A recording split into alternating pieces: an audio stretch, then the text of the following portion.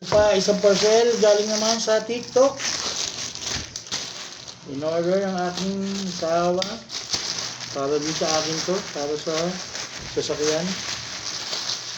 Ayun, dumating na.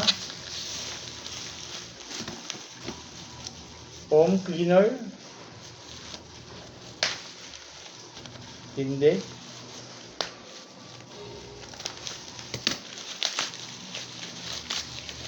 Foam cleaner naman. Ito. Matanggal. Yes. Ang linis ng bago natin sasakyan. Siyempre, kailangan natin linisan sa loob. Yan, foam cleaner. Ayun. Mating na.